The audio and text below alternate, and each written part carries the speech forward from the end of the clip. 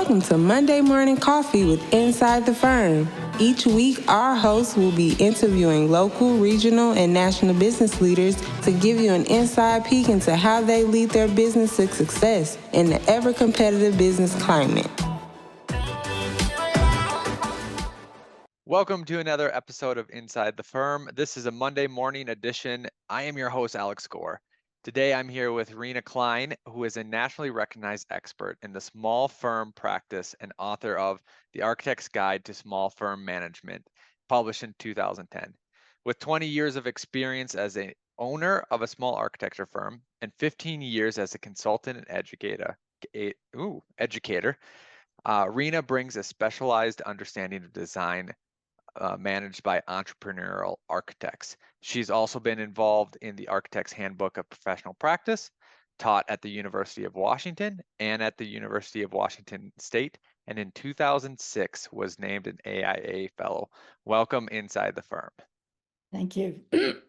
Sorry, thank you so much. No worries. May I first ask, what got you interested in the management side and running a firm side? Because a lot of architects go, myself included, we just think design, design, design, and in school we do design, design, design. So what was that journey like? Well, I started my practice in Seattle in around 1985 after I'd been doing design build and other kinds of things earlier than that. And after about 12 years of practice, I was really dissatisfied. I was getting paid less than the people who worked for me. I was working 60 hours a week. I was totally stressed out. I think many of you know the story. So I decided to get some education in business, and I went back and got a degree in management from Antioch, Seattle in the 90s. And it was really a organizational development program. I just learned a lot about how people work together. And I realized it's this whole discipline of management that we never learn about in architecture school, but is so much a part of what we do, not only project management, but client management, people management, team management. And I was just inspired by what I learned about business and I ran my practice better after that, but I got really interested in sharing my newfound knowledge with others. So I started, speaking at AIA conferences and writing and just wanting to I found the keys to the kingdom. Maybe you'd like to know about it also. So eventually I started writing more, doing some work for AIA and teaching, and people started asking me for their help. So before I knew it, I was a consultant. Yeah, I find it's always fascinating to me because the management and leadership isn't obvious until you've kind of cracked the code. And I wouldn't say it's ever too obvious, but it reminds me of one of my kids just learned to ride their bike. And the amount of times that I had to be behind him, while he's wobbling, right? And then literally after he figured it out that one day, his little brother is on the back pegs.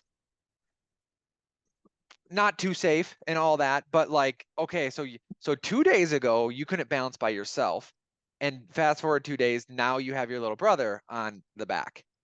And could you share maybe a couple of those keys that was like the switch in management? Well, gosh, I think that what I learned was that it was really important to have self-aware leadership, that you had to understand yourself, that our habits are our destinies, and what how our firm is shaped is so much about how we look at the world. And I think that many of us think that business is about somehow watching the dollars. And if you're, and it is to some extent, but if you think about business somehow that's adversarial to design and the other kinds of things that are really important to you as an architect. And what I learned is that the two aren't adversarial, they actually help one another. And as we've learned to be planners. So take that planning skills and design thinking and apply it to your business. So begin to plan your business and begin to track your results against that plan. I mean, it's not so different from doing architecture. And yet we have this idea that, it's a totally different way of thinking. It's not at all. And that's really what I learned. And the other thing, when I talk about self-awareness, it's sort of, you need to know whether you're the kind of person who wants to control everything. And if you do, that's fine, but it's going to mean a limit to growth. You can Sure. only have a firm that's so big. But if you're the kind of person who enjoys empowering others, seeing others grow and if you recognize that others might actually be better than you at some things that need to be done in your firm, then you can begin to create an organization that has value beyond you. And one of the things I learned as I was transitioning from my practice to doing consulting and teaching, I actually tried to sell my practice, and people were like, well, yeah, we're okay if you come work with us for like the next 5 years. And I'm like, no, that's not what I had in mind. But I learned that my practice basically had no value without me, because I hadn't empowered other people. I hadn't created a value to the business entity beyond me. And I managed to transition in another way, but it's really a lesson that I try to help firms understand now, that it's fine to be a king or queen of your own little kingdom, but it's just a limit to growth. And when you're ready to retire, it might limit your choices. Yep. Absolutely. Could we rewind? I want to come back to valuation and ownership models and transitions and all that. But you mentioned, and I didn't know this, that you did design build. What was that like?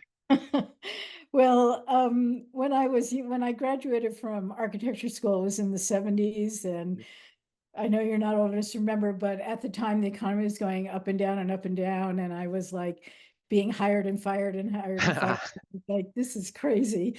Yep. So my friends and I started a design build firm, all women, and so I kind of learned my trade and was out there building on the construction site and designing at night, and then eventually that transitioned into well, again, those of you, many listening will not be old enough to remember this, but in 1980, interest rates went up to 20% and all construction ended. That was the end of our little company. And then I, eventually got actually started on my path to, becoming a licensed architect. And I wasn't licensed until about 15 years after I got out of school. So my path was a little bit alternative. Yeah, but that's all right. You just got my mind spinning, because there's all these, the economy and what's going on, and hopefully the interest rates will come down, because the interest rates are killing multifamily and even some bigger developments. But then too, we won't go into this. This is just a comment. Even if the interest rates come back down, but if the government keeps spending more money, inflation goes back up, then the interest rates have to go back up.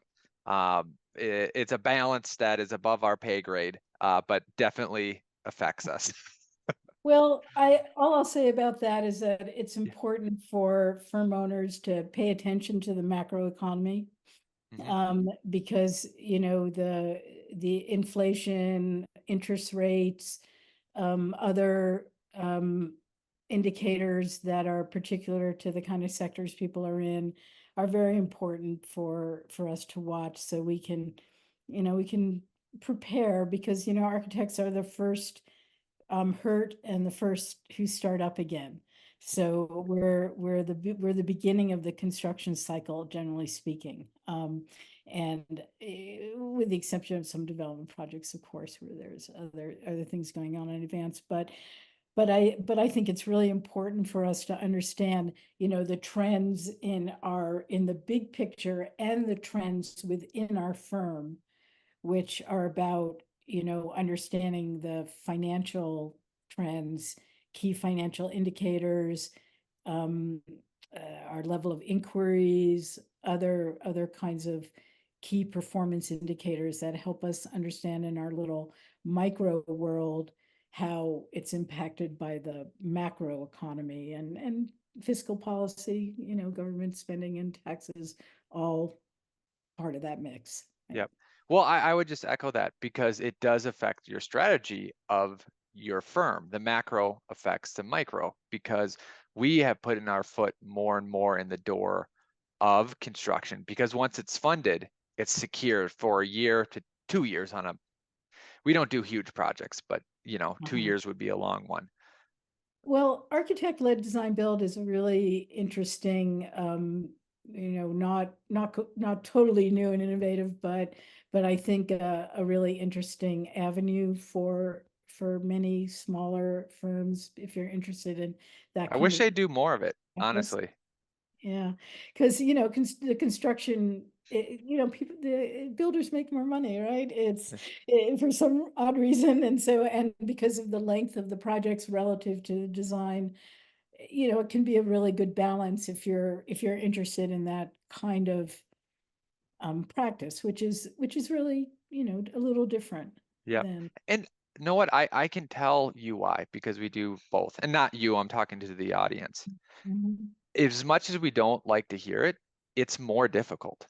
It is more difficult to build than to draw a building. That's That's not to true. say that coordination and the skills of the architects aren't valuable. It's just, I mean, you try coordinating 4 subs who barely want to show up, and that's on a bad day. Of course, you develop good subs, but then all of a sudden you have a leak, and then all of a sudden the lumber guy, that was your lumber bid, but they forgot 4 items, that you would Yeah. thought if you were giving me all the, you said base plates, I thought you were going to give me all the base plates. Anyways, that was a Yeah. sidetrack. That's okay. I really understand. And, there's a little bit less stress in just doing architecture only and letting someone else manifest it on the material plane. Yeah. Let's circle back to architecture firms. Could you talk about some of the ownership models and what might be pros or cons of those different models? Um, uh, when you say models, do you mean like partnerships versus a sole Yeah, versus I'm really hesitant to say employee owned because in firms that are under 20 or maybe even under 30, it's really difficult to afford an ESOP kind of arrangement. And people often ask me about it, and I think it's not very practical for most firms. could Now we that could we doesn't mean- highlight on that model, because I think that's the most unknown one of how that works and yeah, why the cutoff between a larger firm for a smaller firm, why it might work in different scenarios there.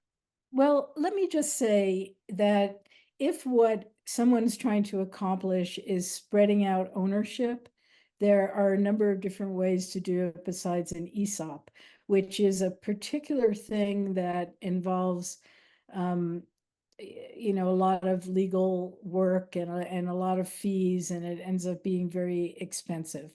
But in a smaller firm, you can still give stock bonuses, for instance. If you want your employees to have small percentages of ownership, you can do that. However, you have to go a little deeper and understand why you want to do that. Are you actually talking about sharing power, Mhm. decision making? Or is your goal to have people feel like they have ownership in their projects, or they have something at stake? Is there some incentive involved? I think the important thing is to get, when you're considering that, is to get to what you're trying to accomplish, and then the right ways to do it, which isn't always sharing ownership. There's a lot of complexities when you share ownership. So you could give people incentive bonuses. There's a lot of different methods to And make people feel empowered, but mostly it's cultural, honestly.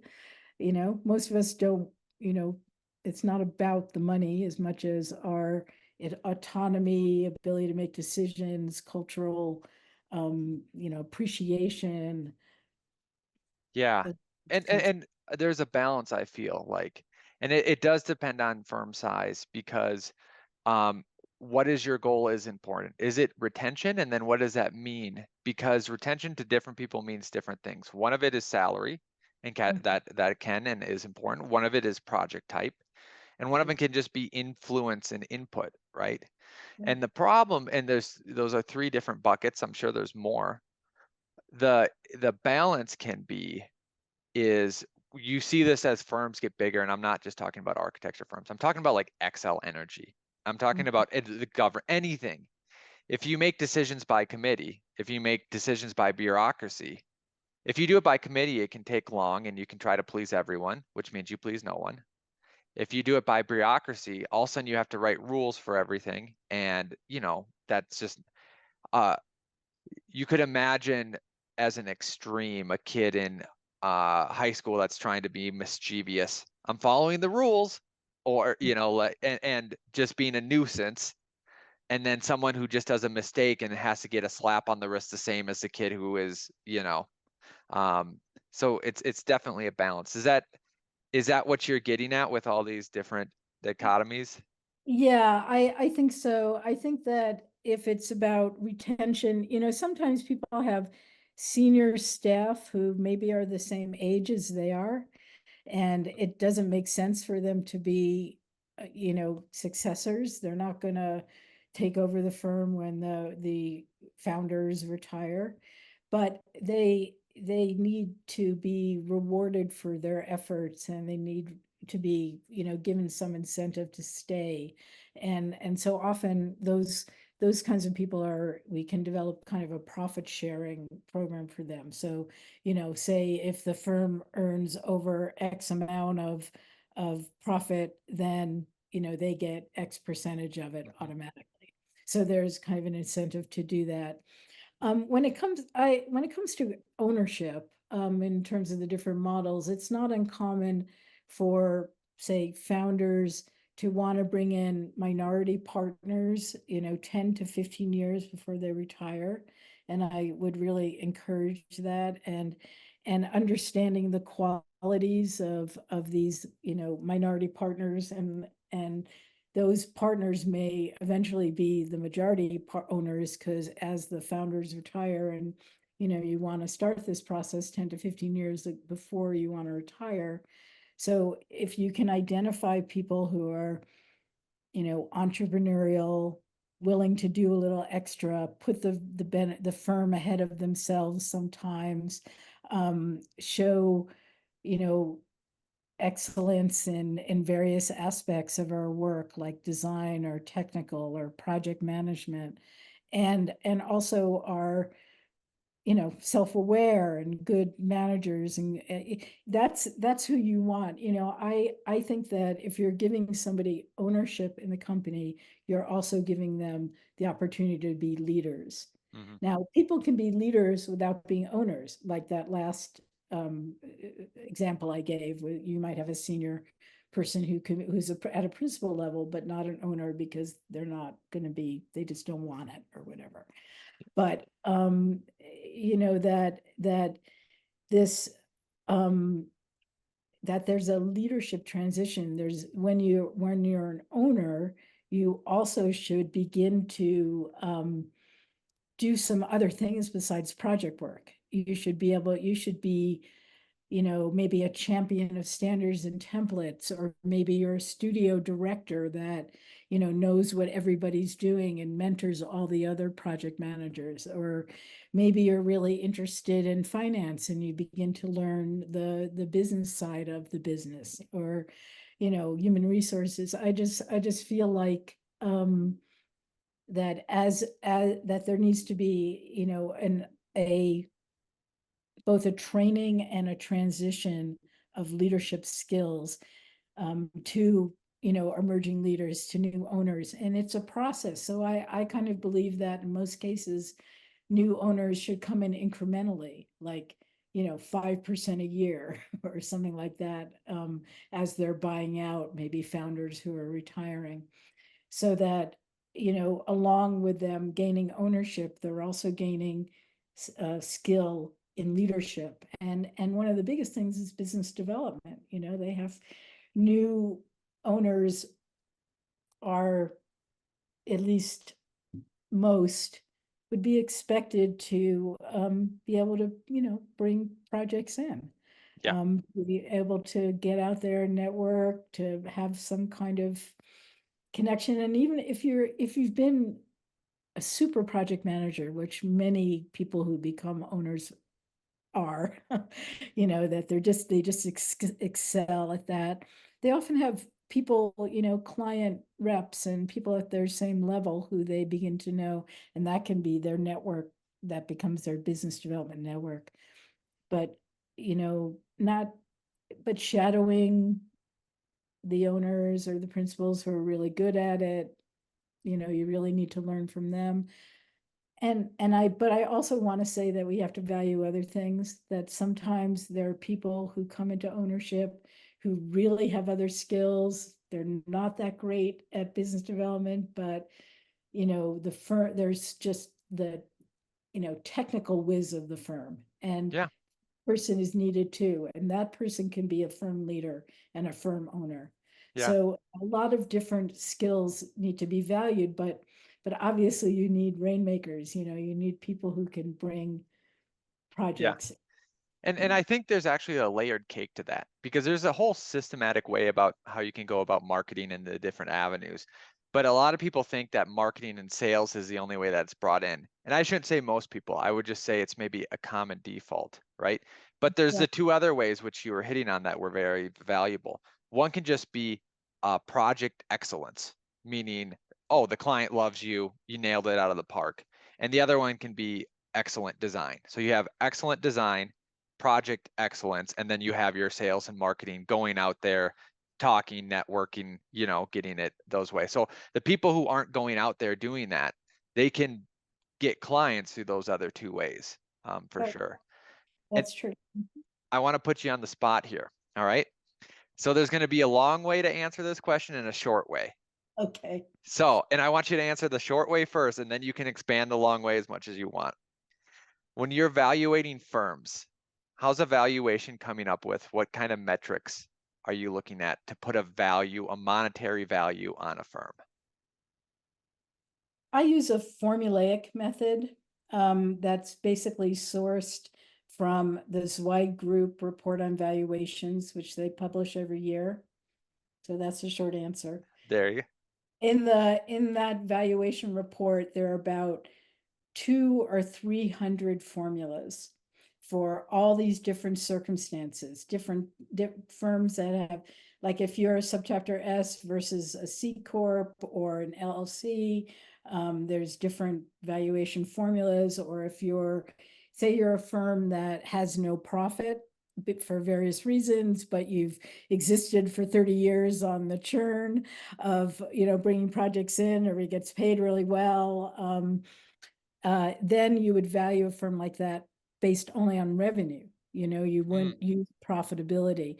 They also have formulas that use 6 different factors: size of firm, revenue, backlog, book value. And traditionally there was for many decades, book value has been used as a main factor. And book value is basically, if you were to liquidate your firm, sell everything you own, collect all your debts, pay back everything, whatever you have left, That's your book value. So it's basically your equity in your firm, your assets minus your liabilities. So but that number changes every day because because the cash you have changes every day, right? And your current liabilities and things like that. So it's a it's an okay factor to use, especially if partners are splitting up, because that's like, okay, this is like what we own, let's split it. But if you're selling it to successors or to an external buyer, it could be a factor in a formula, but I wouldn't use it alone.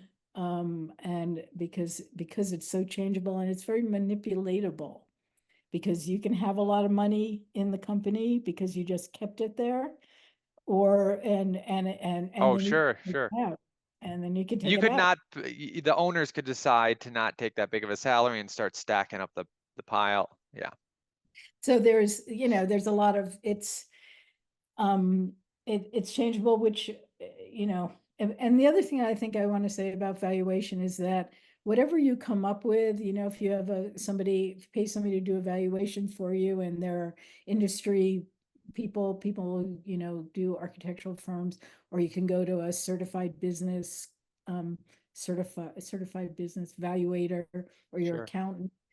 But the thing to know about it is it's just a starting point, because in any buy sell agreement, the price has to be right for the buyer and the seller. So if the seller has a price that's too high for anybody in their firm to buy, then that's not going to work. You have to make it affordable to the buyers. And as we know, architectural staff are not paid all that well. So, their capacity to buy in, even if their buy-in doesn't require cash, but it's more about, you get any of your profit distributions or your bonuses go to buying the firm. You have to be able to afford that, and you have to, it's like, so often the working valuation for internal sale, will be a lot less than, say, the valuation for an acquisition. So you might get a number from a valuator, and it could be half of that for your staff, for your internal, and twice that for to the beginning of an external negotiation, for example. So I think you kind of just laid it out. I'll recap and then ask the question, and please fill in any Okay. blanks. But essentially, you could do an evaluation of your firm through a professional and get an internal rate, and that's the value of your firm. And then you know how much your firm is worth. And then your partner or partners will have ownership of that. And then if you wanted to start selling some of that ownership internally, they would have to buy into that. So then it's basically a math problem of, let's just say you're going to use their distributions, or they're going to bring their own cash from their salary or loans and start buying against how much you want to sell. And that's what it actually means to be buying into ownership and what it looks like. Yeah, that's what it actually means. And I mean, this is an asset you're buying, right? You're investing in owning part of this firm that presumably over time will return on your investment. And when we do financial spreadsheets about these ownership transitions, we try to demonstrate that, based on what we can predict about the firm's performance over the next 5 years or 10 years, as your percentage of ownership increases, your amount of distribution increases. And at a certain point, you'll be paying less for your shares than you're getting in distribution. And you're actually, beginning to get a return on your investment. And then once you're paid off, the money is yours. So, so you're making an investment in something that will, pay off over time. And how that investment is done, there's just a lot of variety of it. It could be a long promissory note over 10 to 15 years. It has a lower payment, or it could be like, I have an inheritance, and I want to give you this money down right Mm. now, and I want 50% of the company, or some people will let you buy 5% at first and pay it off over 5 years, or 1% a year over 5 years. So there's a lot of different variations about how there's a lot of financial levers you can pull to make the deal work. And it's got to work for the seller too. They've got to feel like, they're getting something that is relational to everything they've done to create the value of the firm. So, Yeah. Do you have any thoughts on like putting systems in place in a transition to make sure things are distributed fairly? Anything like that? Um, Part of the work we do with firms during transition is some work about decision making, and how the money that's, say, left over after you pay everything in a year is distributed, how much of it is maybe retained or distributed out to everybody else's bonuses, how much eventually goes to the owners. That's, if somebody has owned the firm as a founder, they made that decision for themselves for all these years. If somebody else comes in as a new owner, they're going to have to decide how to make those decisions together. And so we go through kind of a decision-making matrix, looking at the different kinds of decisions that are made and how you might make them, and helping the owner and the new owner come to an agreement about how they want to make decisions in advance of actually having to do it.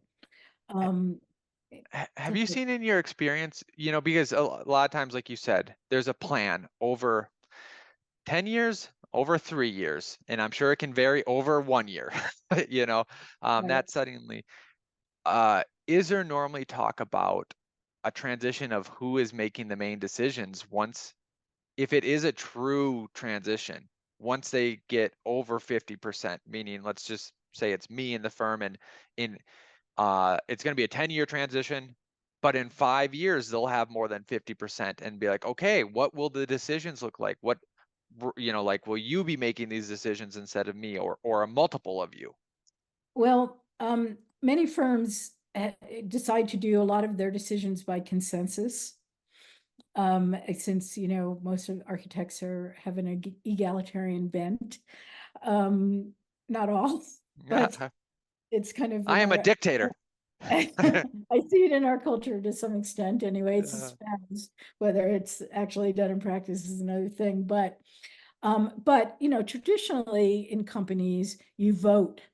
The number of shares you have is one vote per share.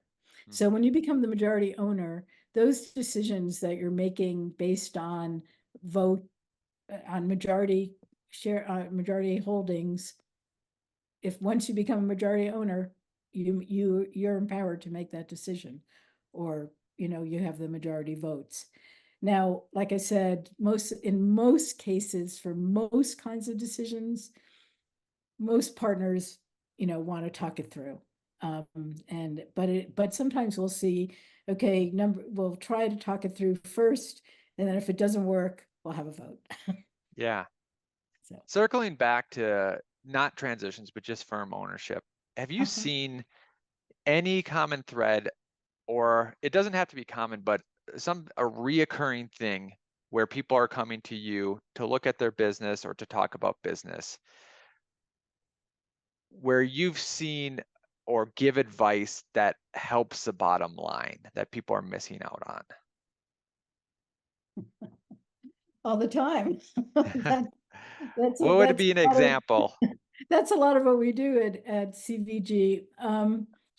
Well, I think that there's a couple of things that are really key to improve profitability and the financial returns that you get.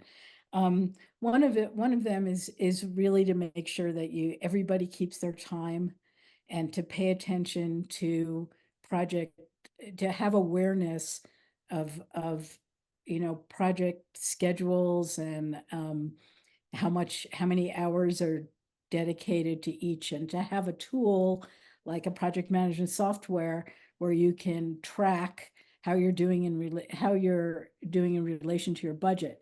Now, not the point of that is so that, if you're coming up against your budget of hours or dollars, that you can create a completion strategy for that phase. Are you going to have to go over? Are you, was it you didn't charge enough, or are you over delivering? Doing too many details, So, having standardized deliverables for certain parts of your project can really help with that. And just having awareness of what your goals are. Most professionals, try to meet them. But if it's like, okay, we just keep going until we're done, we're never done because there's always one more detail or one more design exploration that we can do. So, I think awareness of that is important. And then there are a couple of key financial indicators that are important to watch: utilization rate and billable ratio, which is also known as realizable ratio. So utilization rate is about how many billable hours are produced. So it's your number of hours worked on projects relative to your total hours. So if as a whole group, including your administrators, if you're 60 to 65%, that's good utilization. That's a good utilization rate number.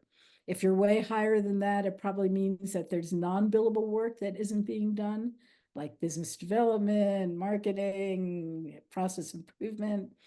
If you're way lower than that, then it means you're not producing enough billable hours to really get the revenue you need in any given time.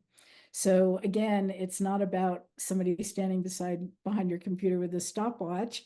It's about awareness of what your goal would be of how many billable hours per week and that kind of thing.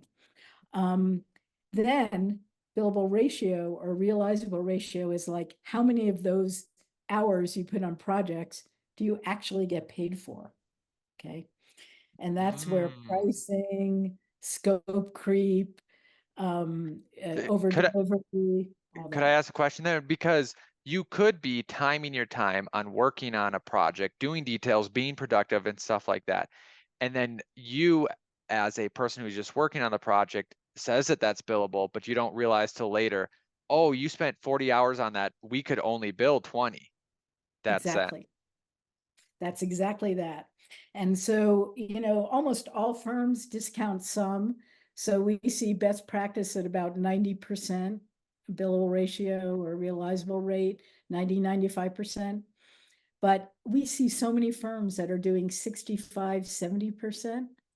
And, that, and the worst case, really high utilization rate, like they're producing tons of hours on projects, but they only can bill out 60% of them.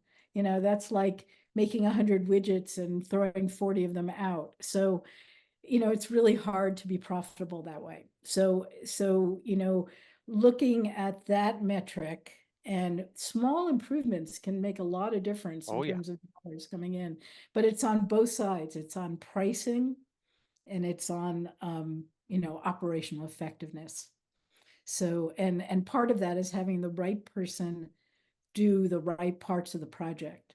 So if you have a firm where an experienced project manager is doing the project from start to finish, maybe after the beginning phases, working with a partner or something, that there's like so much of that project that could be done by somebody else at a lower rate who would like doing the work. And so, an ideal team is a principal, a project manager, and a junior person, in any team, even small ones, because so if that's not happening, then the project is just costing you more to produce than it might need to. So it's looking at all these different things: staffing, strategy, operational effectiveness, and pricing, making sure you're doing, both bottom up and top down pricing. So bottom up meaning how many hours is it going to take, by who, and top down pricing meaning, percentage of construction or something like that. Yeah. Well, perfect. This was an enlightening interview. I really appreciated it. I'll leave you with the last word if you have anything, and then you could also just summarize if anyone wanted to reach out to you or your group, how should they do so? Okay, well, I just want to say that, managing an architectural firm is not an easy thing. We're in a really unpredictable environment and we have to be agile. And so, really knowing what's going on in our firm through, tracking the financials and staying in touch with the people who work for you, talking to them frequently, I think personally, the leaders that I see that succeed most have a positive attitude and are really encouraging and mentoring and developing of the people around them. Getting in touch with me, Rena Klein at CVG. Rena at CharetteVG.com, and Charette, all of you know how to spell that, right? Sure, they'll look it up. Cheese. Chat GPT will tell them. They'll figure it out. But feel free to contact me or my colleagues anytime. We're here to help. Appreciate it. Thanks for coming inside the firm. All right. Thank you very much.